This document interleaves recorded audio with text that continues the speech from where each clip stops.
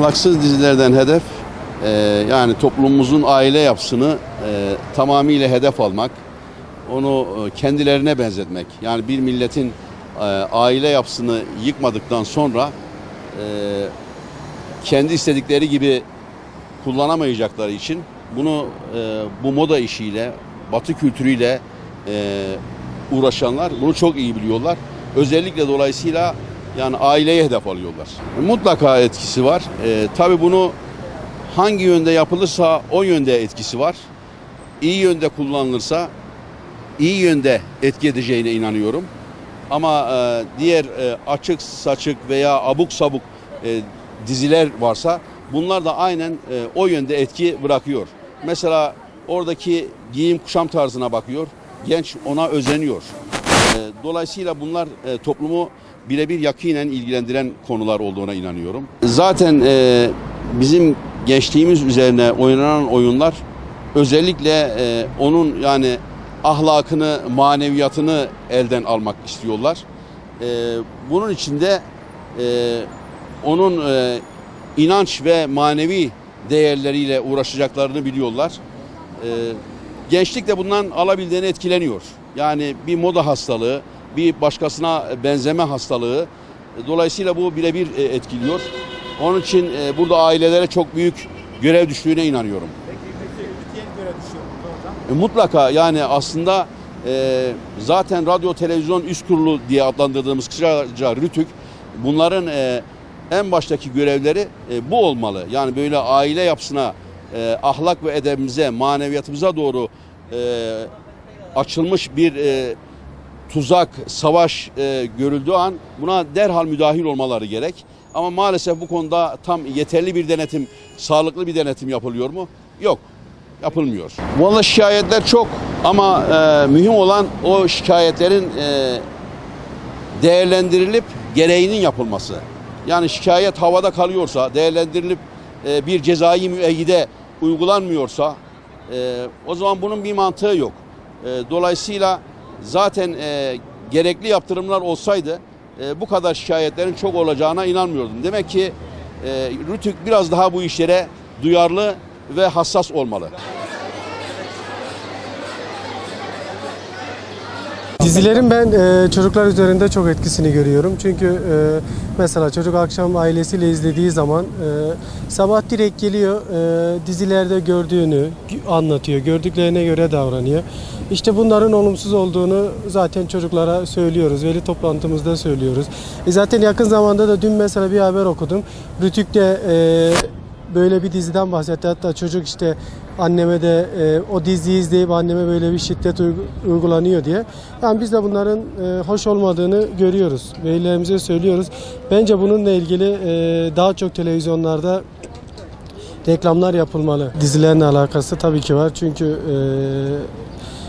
ona bakarak orada model alıyorlar. Yani şimdi her şey görsel olduğu için görsele bakıp çocuklar orada model alıyor. Ona göre gençler, çocuklar davranıyor. Dizilere karşı rahatsızlıklar herkes söylüyor ama nedense hala da sürekli işte kış dizileri, yaz dizileri devam ediyor. Yani bence dizilerin toplum üzerinde büyük bir etkisi var. Bence yayınlar daha çok takip edilmeli, izlenmeli. Yani izin verildiği zaman tüm kurumlarla izlenme, yani bir eğitimci de olmalı o rutinin içinde ya da bir sağlıkçı ya da bir işte başka bir kişiler. Onlarla beraber daha etkili bir hale gelebilir.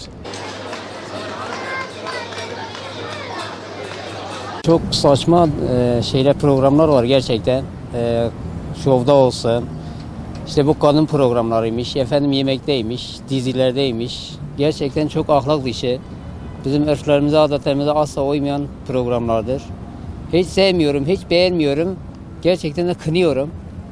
Yani bu kadar da şey olmaz. Buradan RTÜK'e sesleniyorum. Gerçekten de bunların kapanması veya bir şeyler yapması lazım. Bizim hiç örf adetlerimize olmuyor. Yani bir ailece bakacak dizilerimiz yok. Gerçekten yok yani. Yani ahlaksız dizilerle bizim çocuklarımızın şeyleri gerçekten bozuyor. Ahlakları bozuyor. İşte evdeki şeyler, onlar bakınca evdeki çocuklar da ister istemez ondan etkilenip kötü şeylere alışkanlık yapılıyor yani. Bunu ister istemez o genç, o çocuk da ondan etkileniyor. Öyle şey yapmak istiyor. Ahlak kalmıyor. Anaya babaya saygı kalmıyor.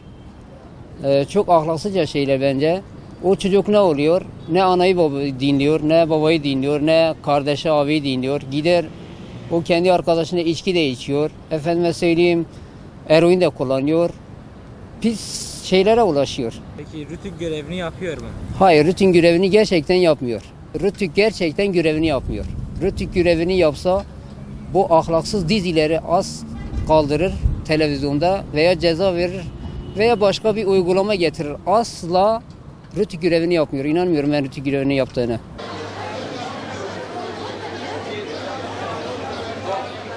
Şimdi özellikle bu konularda şu anlamda bizimkiler özen gösteriyorlar. Avrupa'yı aşırı derecede özenti gösteriyor ama Avrupa bu kadar ahlaklı bir topluluk değildir. Bizim Türk ve İslam adetlerimize uygun değillerdir. Ahlaksızlığın diz boyu olduğu diziler aşırı derecede vardır. Ve bunlar genellikle ağırlıklı da fuhuş sektörüne, fuhuşa özen gösteriyorlar. Bacak açıp özellikle bazı açık konularda açık görüşlerini beyan etmelerinde özgürlükle yaşayıyorlar. Halbuki özgürlükten bunun bir ilgisi yok. Sizce ahlaksız dizilerle ne hedefleniyor? Toplumun genetik yapısını bozmaya çalışıyorlar. Yani özellikle genç kesim buna çok kanıyor. Yani çocuklarımız buna çok kanıyor. Özenti, alkol, uyuşturucu özentilere giriyor. Ve bu özentilerin içinde en çok da dizi filmlerinde aile özentilerin içindeki insanlar asgari ücretle çalışırken bunlardan olan özellikle zengin yaşama özentiye gösteriyorlar ve bunlar da toplumu bozuyor. Yani helal kazançtan çıkıp haram kazanca. Bu insanlar bunlar yaşıyor da biz niye bunu yaşamıyoruz gibi bu özellikleri çok yaşıyoruz. Yani seviyeli olmalı. Yani toplumun tamam içini dışını yansıtsın. Ama toplumun hele olmayacak, Türk toplumunun içindeki olmayacak örf adetleri koymasınlar. Rütük görevini yapıyor mu sizce? Yapsa bu kadar ahlaksızlık diz boyu olmaz. Yani toplum üzerindeki etkisi çocuklar genellikle televizyon izliyor. Yani çocuklarımız hepimiz izliyoruz ailece. Ahlaksız diziler zaten son yıllarda yaygınlaştı. Yani çok şeylerde gençlere, çocuklara kötü örnekler oluyor. Yani büyüklere karşı saygı kalmıyor. Yani biz geçmişte bizim de izlediğimiz diziler vardı. Onlardan mesela çoğunlukla hep öğretici de eğiticiydi. Şimdiki neslin yetiştiği hem internetten ulaşılabiliyor bu tür dizilere daha çok yani yaygınlaştı. Yani ben sakıncalı buluyorum. Bunlara bir kısıtlama gelmesi gerekiyor. En çok da vurdulu, kırdılı, kavgalı, dövüşlü hani sigaraya, alkole yani bunlar daha çok yönlendirme şekilde yönlendirilen bir diziler oluyor. Ben bunlara karşıyız yani toplumun ahlakını bozuyor. Gelenek göreneklerimizi bozuyor. Yani geçmişimizi lekeliyor. Nasıl diyeyim size? Eskiden örf ve adetlerimiz vardı. Saygı, sevgi, büyüklerimizi gördüğümüz zaman saygımız vardı. Onlar yitiriliyor. Yani bir gençler şimdi bakıyorsun hep büyüklere karşı hep yanlış, yalan, hep böyle saygısızlık, yani hakaretler, kavga, dövüş sürekli. Yani bunlar nereden kaynaklanıyor, nereden görüyorlar, nereden öğreniyorlar? Hep televizyonlardan. En yaygın şu anda kullanılan hep televizyon. Televizyondaki dizilerden etkileniyor. Yani bir bakıyorsun ki 14-15 yaşındaki çocuğun elinde silah, bıçak. Yani bunlar nereden görüyor? Hep dizilerden görüyor. Peki rütük görevini hakkıyla yerine getiriyor musun? Yani zannetmiyorum. Biraz daha sıkılaşması lazım. Hani bu büyük ulusal yayıncılık yapan televizyonlara biraz daha baskı uygulanması lazım. Hani bunları biraz önüne geçilmesi gerekiyor. Yani toplum yapımız buna uygun değil.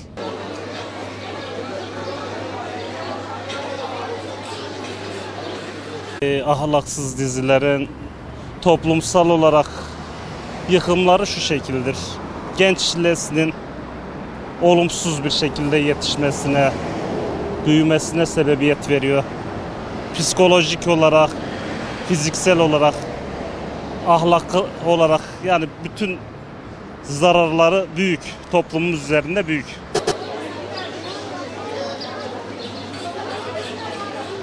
Ahlak dışı olmaması lazım yani. Şiddet böyle şu andaki diziler yani şu andaki gençler şey yapıyor. Nasıl diyeyim yani özenti var gençlerde. Ortam gittikçe bozuluyor yani. Özenti yani böyle kabadayılık falan şu bu falan tarzında şeyler var hep genelde. Onların kalkmasını istiyoruz yani. Gençlerimize yani daha güzel örnek olabilecek kapasitede bir şeyler olsa daha iyi olur yani. Ama bu şiddet verici dizileri kaldırmanız kalkarsa biz bu büyüklerimizden bunu rica ediyoruz yani. Gençlerimize çünkü bundan pay çıkarmak lazım. Hani gençlerimize güzel bir örnek olabilmek için bunları kaldırırsak daha iyi olur bence.